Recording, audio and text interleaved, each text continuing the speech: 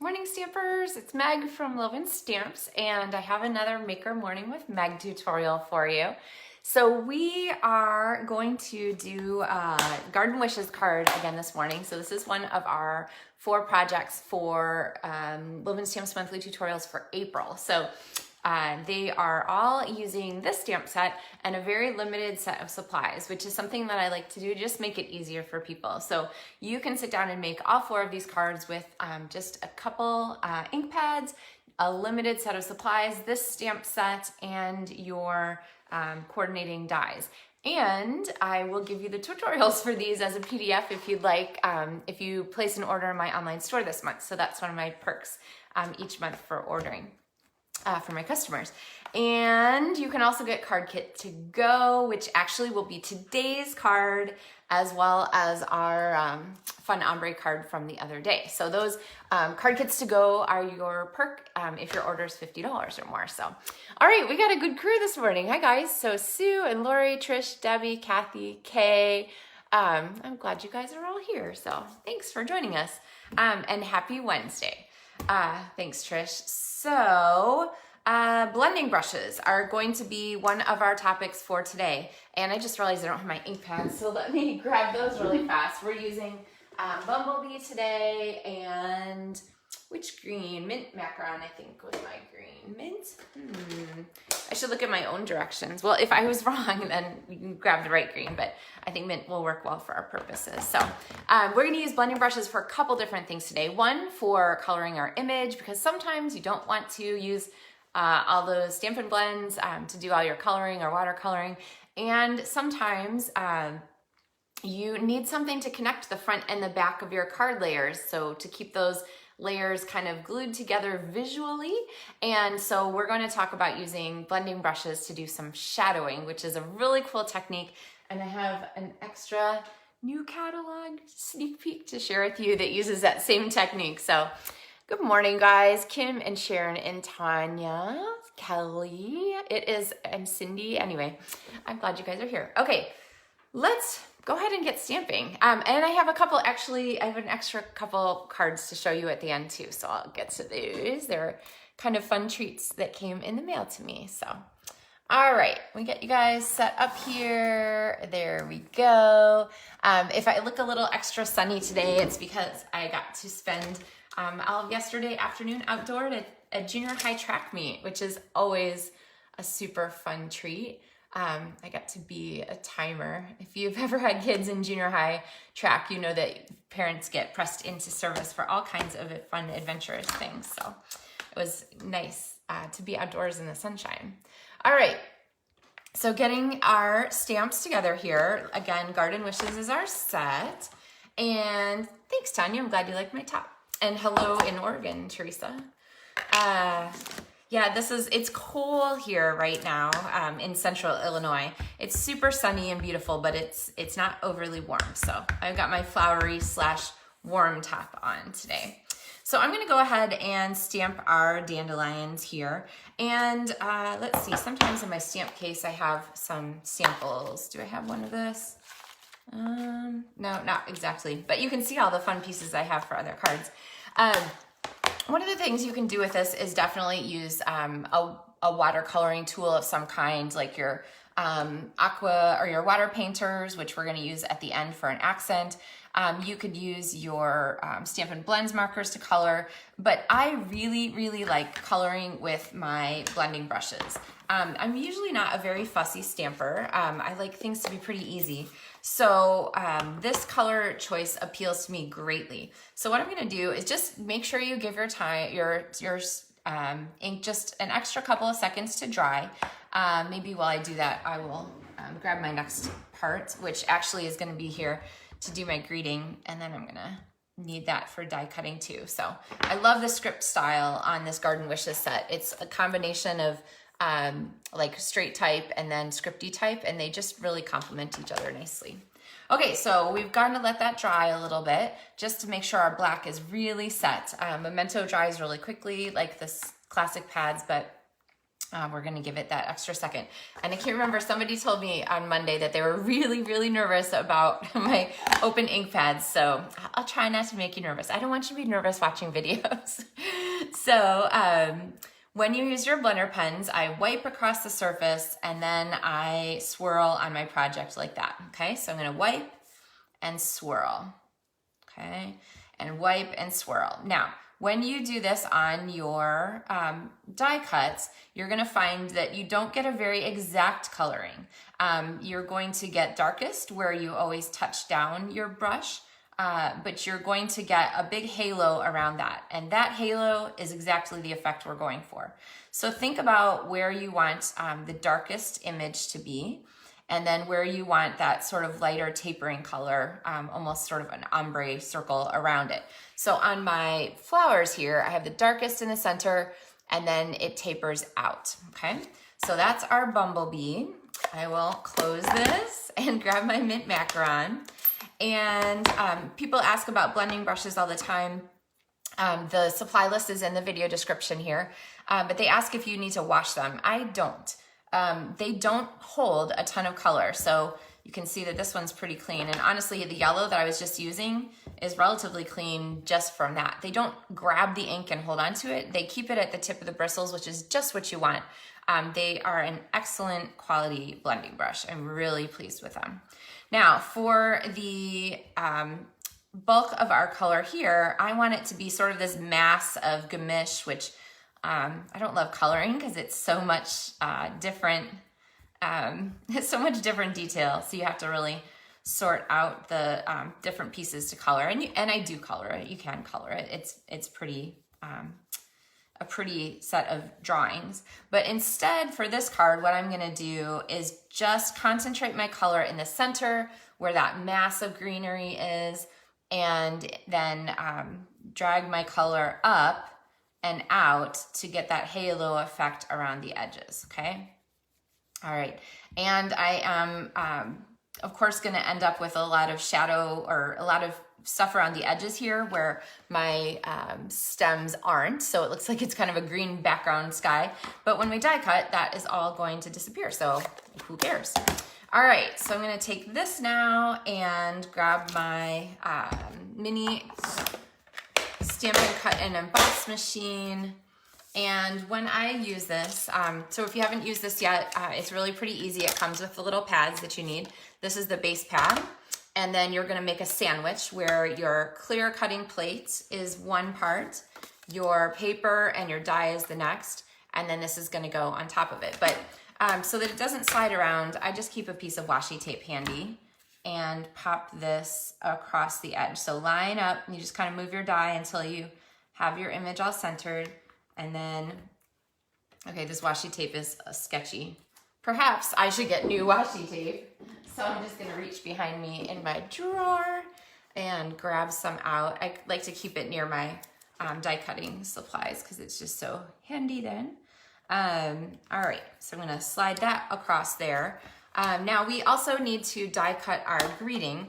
And for that, I'm using my new favorite. So I'm, my old favorite, because I even have two of them, I love them so much, is the stitch shape framelits. These guys are retiring, and I'm trying not to cry, but I think it'll be okay because one of my new favorites is going to be the Stitch So Sweetly dies. And actually you can see there another stamping tip for you. If I have extra pieces that I cut, I'll often just stick them in here. And sometimes when, here's these, sometimes when I get ready to make a project, I don't even have to die cut that piece because I can find one from my my previously saved items. So, all right, so I want this size here. I love these Stitch So Sweetly rectangles and shapes, and actually this is the one that I used on the new catalog sneak peek card that I'm going to show you in a little bit.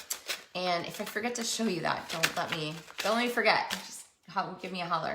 Okay, so anyway, this one, we'll grab another piece of washi tape, is going to pop here on my on my paper that I've already stamped. Okay, so now washi tape will hold those in place for us. I usually stagger. You always want to flip your plates over and over, and I usually stagger my plates so that they feed in really easily. This one's a little bit more all in the same spot because I use the whole length of my sheet here. So one thing you want to watch, since this is a little bit shorter than the regular Stampin' Cut and Emboss, if you're used to that, is you need to make sure that this white plate here supports your dikes all the way through. Because if the white plate is like this, then you can see right here, there's actually not going to be any pressure on this die to cut. So if you get an end of your die that didn't cut, it's no big deal. Just set it in there and slide it through again. So no harm. There's my little stopper thing. Put that back on. All right. So I've got my die cuts now, and I'll pop off the washi tape from these. And then we're going to bring in our card here. And for our card, I am going to grab a card base. And the card bases are in the catalog here under, on the January through June catalog. And they are in the Garden Wishes section. And you think I'd know this page number by now. Oh, look, there we go. So here is the Garden Wishes suite, Dandy Garden suite.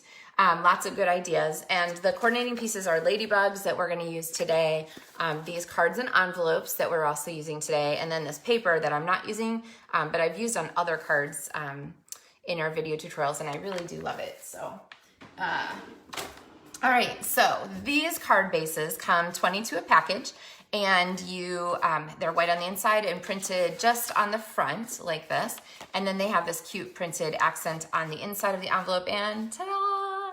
On the front of the envelope. So lots of fun there. And we are gonna go ahead and do some layering to put our pieces together. And here you can see we die cut away most of our extra color so that we just have the pieces that we want. Oh my goodness, my washi tape is super sticky this morning. I've never had this problem before. Not quite sure what that's about. Temperature changes or humidity or something maybe. So I'm gonna pop those dies over there so I don't lose them, and then take our pieces. So on our card, we're going to do some layering, because if I pop this right on here, and there you go, right? Like clockwork, it's must go outside time for the dog. But if you look at this, it really gets lost. There is a lot of busyness to the pattern. And so the busyness on the pattern loses the accent and the power of our pretty die cut with our coloring. So instead, I'm going to add a background here. We got this one. So I have Bumblebee, which matches our ink and the printing on the paper. And this is gonna pop on here. And I think this is pretty good. But I think that we can do a little bit better even. And to do that, I'm gonna add a second layer. And because our stamping is done in black, when I add this extra layer behind, do you see how that really centers the frame? It really accents that bit there that we're wanting to highlight, and it gives us a really strong focal point. So basically we went from here to here. So layers are super useful for really strengthening the visual impact of your card, okay? All right, so I promised you even more blending brush tutorial, and that is going to bring our Bumblebee back in here. So I'm gonna need this again. And before I go ahead and stick all this down, I'm gonna kind of use this as like a visual cue here so that I can figure out where I want our pieces to go. So you get your elements together, and I do a lot of my card making like this, where I kind of lay the cards down and then decide where the pieces are gonna go, and then pick them up to kind of finish the underneath parts. So I usually don't stick things down until the end when I know I'm all done. Okay, so to go along with the dandelion set, are these little like wispy ones. And I like that for adding some background interest to our card. So I'm gonna take this away, use this as my guide, and add a couple of these here, kind of on the side of our card, just like, there we go, like they're kind of blowing away, okay? So we're gonna have them all go one direction as opposed to like, you know, if a kid was blowing in it, they'd go all in all directions. But we're gonna go ahead and set those on there. And then I'm gonna come back with my blending brush and I'm gonna look at where I want the highlight, the spotlight to be on the on the element here. So yeah, I'm glad you guys like the layout. Isn't it funny how just that one little black frame really makes a big difference? Okay, so I'm going to set this out of the way. I might keep it here close so that I can kind of gauge better, but I'm gonna do that same thing as before. I'm gonna do a wipe and circle, wipe and circle, wipe and circle, wipe and circle, and then I think I need to check. Let's do our check here. All right, there we are, pretty close. Okay, I'm gonna do up a little bit more. So wipe and circle, wipe and circle. And you can see that the blending brush picks up just a perfect amount of ink, not too much, not too little. But once you've got the ink off your blending brush on your paper, there's not a lot of point in continuing to circle without getting another wipe of ink on there. So, okay, so I'm kind of shadowed heavily here right now, and I really want the shadow to be heavier up here. So I need to come up closer to the top. And I'm gonna slide this up here. So I'm gonna set my blending brush down a little closer to the top so that I can get a nice halo, nice spotlight around that top dandelion. There we go. Okay, now, okay, we'll be a little picky. It needs a little more color out here so that this poor little bloom out here doesn't get left out. Okay, that might be, is that enough? Yeah, I think so. Okay, so now, see how our dandelion really has some, oh, this is bothering me. It needed a little more evenness out here. Okay, there we go. See how our dandelion really has a much better connection to the background there. It's got a spotlight on it versus, you know, just doing this. So this is great when you're in a hurry and if you just want to do a real quick casual kind of card with those things. This is a great thing if you just want to have a little bit more time or you're thinking, oh, my card's not quite finished yet. I want to add one more thing. So, okay. So we're gonna take this now and go ahead and anchor this baby because we're sure we have it where we want and we've got all our underneath elements covered. So I'm gonna grab these. I think these are Paper Pumpkin Stampin' Dimensionals. They're a little bit thicker. Speaking of Paper Pumpkin, if you are signed up to get the April kit, you probably got some emails from Stampin' Up. They're a little bit slow on getting the shipping items in this month. So they haven't billed it yet for just this month for the April kit. So check your email if you're not sure about that. Or you can always ask me if you have any questions. So, all right. The next Paper Pumpkin has been announced though. It's going to be baseball themed. So for all you baseball fans out there, we have here in Central Illinois, we have a major rivalry between the Cubs and the Cardinals. So feel free to leave your comment with your loyalty to baseball teams if you are so inclined. Anyway, so I'm going to take this now and I'm going to pop dimensionals again on the back because we might as well add some. We're going to add a ladybug to this, which is going to bump this card up into the needs an extra ounce stamp category, the hand cancel stamp.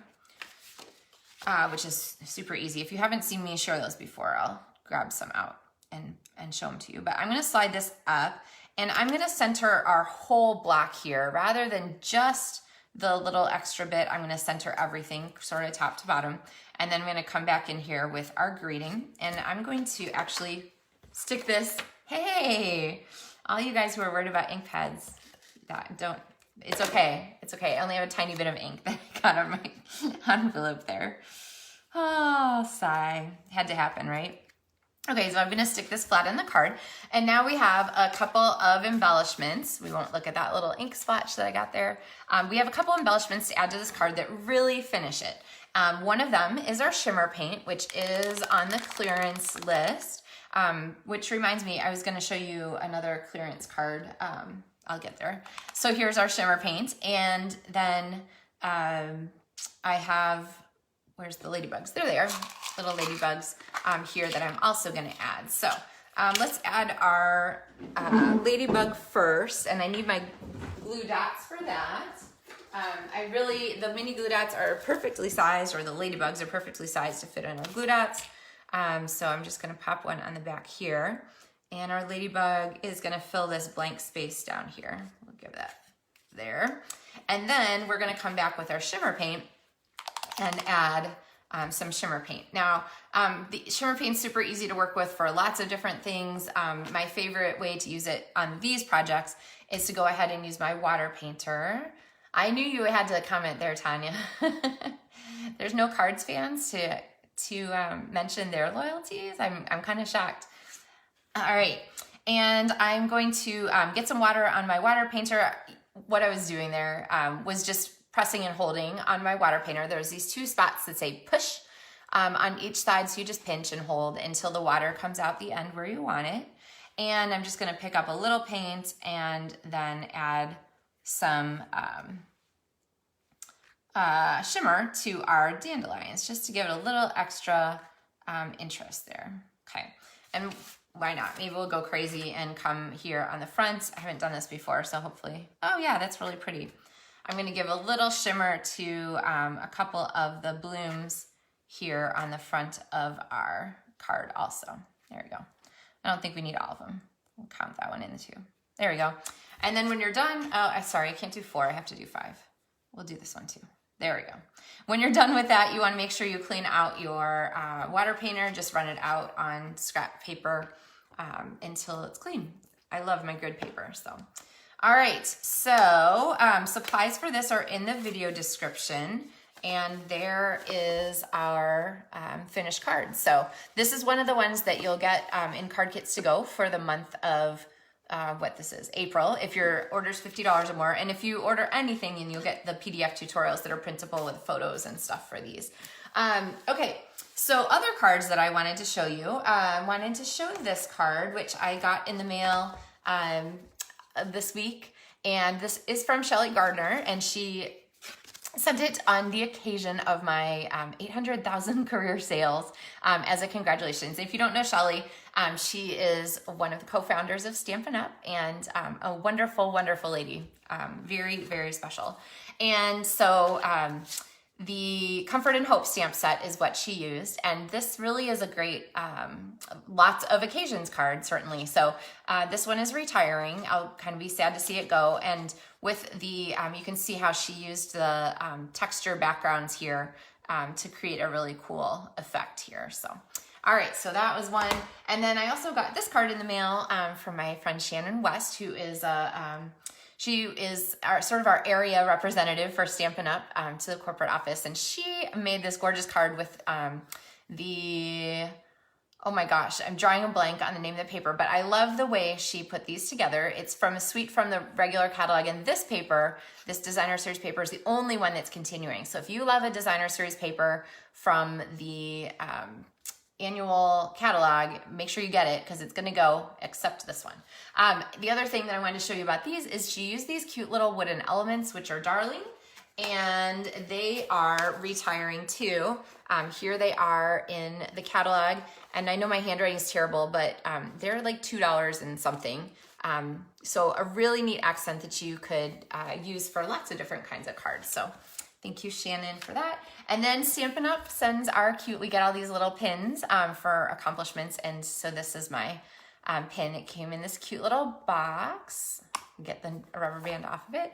And there's my 800,000. So thank you guys so much for supporting me all these years. And these pins come no matter how long it takes you to get where you're going. But I really appreciate all of your support. And I love getting together with you guys to do videos. So, all right, are you ready for the new catalog sneak peek? Because I promised you one using this blending spotlighting background technique. And here it is. So this is from the new catalog. And it's subtle, but can you see the background there with the pale papaya, which is one of our new in colors. I've used a couple of them here.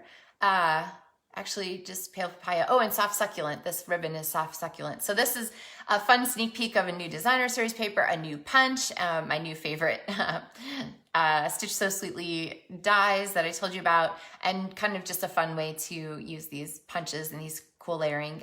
These new little gems are new too that match those colors. So lots of fun things coming. New catalogs. Woo! You guys are all okay. I'm crooked there. Sorry. New catalogs will be out. If you are one of my customers and you've ordered at least $50 in the last few months, you can expect to get one of those in the mail from me, along with some other little treats. If you are a demonstrator, your catalog either has arrived or will shortly arrive from Stampin' Up. They're doing a great job of getting those out to us early. If you missed my sneak peek the other day, there are new there we go. New in color Stampin' Blends, which will be a lot of fun. But mostly that doesn't start until May 4th, unless you're a demonstrator, which you can place your pre-order now, or you're thinking about joining my demonstrator family, in which case I'd be happy to answer any questions for you, and you can get any of the sneak peek items in your demonstrator starter kit. So let me know about that if you're interested now. Otherwise, look for the new things on May 4th. And in the meantime, go through your catalogs, check out those things that are retiring, check out the things that are a really amazing discount that you won't be able to get later. And yesterday, Stampin' Up! Updated the clearance rack, so you can see that in my online store. If you use that shopping link in the video description, updated the clearance rack with some Christmas things. So if you are wanting to get a head start on the holidays for next year, there are some things from a past catalog that were brought back and are nicely discounted in the clearance rack. So those things are while supplies last, same as the retiring list, and the retiring in colors and so forth. So, all right. Thank you. Oh, thanks for the congrats, guys. I appreciate it. And thanks for all your support over the years. I can't imagine life without you guys and Stampin' Up! And amazing community that we have. So, yeah, I think we're good there. So I will see you again on Friday with another Stampin' project. And I'll just give you a warning now. It's going to be something that's retiring and you're going to love it. So anyway, let me know if you have any questions, and of course, check out some other videos while you're here, and I look forward to seeing you guys on Friday. Have a wonderful Wednesday. Happy stamping. Thanks for watching.